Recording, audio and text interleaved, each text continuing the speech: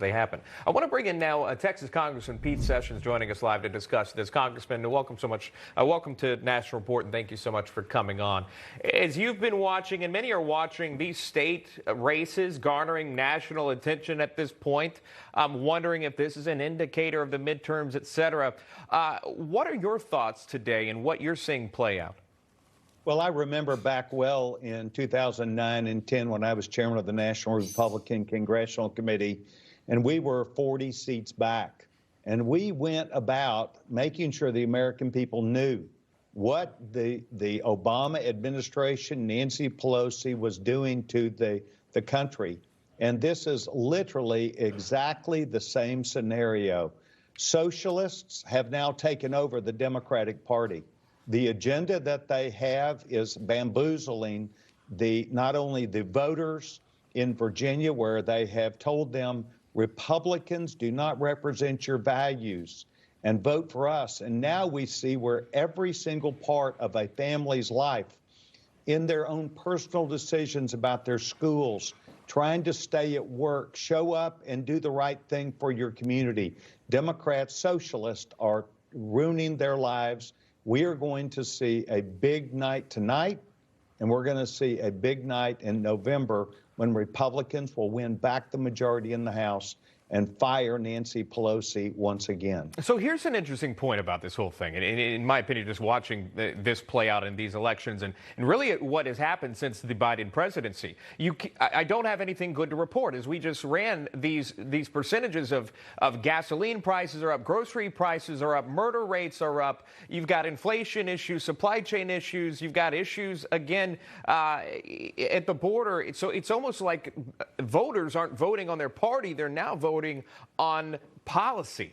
I want to talk to one policy specifically with you here, the border crisis. DHS now looking into blocking the re-implementation of the Trump-era Remain in Mexico policy. It's a 39-page memo writing, and I'll quote just a piece of it here. It says this, quote, after carefully considering the arguments, evidence, and perspectives presented by those who support re-implementation of MPP, those who support terminating the program, and those who have argued for continuing MPP in a modified form, I have determined that MPP should be terminated, end quote. Congressman, why is this administration fighting to stop immigration policies when they are seeing record numbers of illegal immigrants coming across this country, or rather migrants coming across illegally? Well, that's true, but you also look at the bill that they want to pass, $100 billion for illegal immigrants. We're going to encourage people illegally to come here and yet not even take care of our own citizens, not even take care of our own veterans. Well, that's because they are already on record of being against police officers.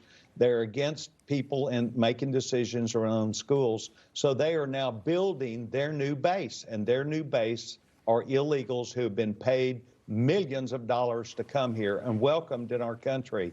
And this is simply going to cause a continued devaluation, not only of the dollar with huge spending, but the American people see this for what it is. So, am I disappointed? Yes. Is this Kamala Harris's policy? Yes. She was the most liberal senator in the history of the Senate. She even rivals, as we know, Bernie Sanders on trying to lurch our country to the left. We are now going to give away $100 billion to people who've come here illegally to encourage more. And if you don't think 1.4 million is enough, get ready for the other 5 or 6 who will see the money. Get ready. 1.7 million increase there, recording by the CBP. Yeah, no, absolutely. And then the Wall Street Journal, again, reporting that $450,000 per individual that were affected by the 2018 policy, they'll receive that payout by HHS, DHS, et cetera. No response from the White House on that, because that could go in the millions when you think about $450,000 per person for a settlement with the ACLU. And just in general, though, Congressman, you're there in Texas. You've seen other states turn into border states based on relocating migrants to different states. But there in Texas, you have seen your state have to handle this on your own as the Lone Star State. It really is holding its name.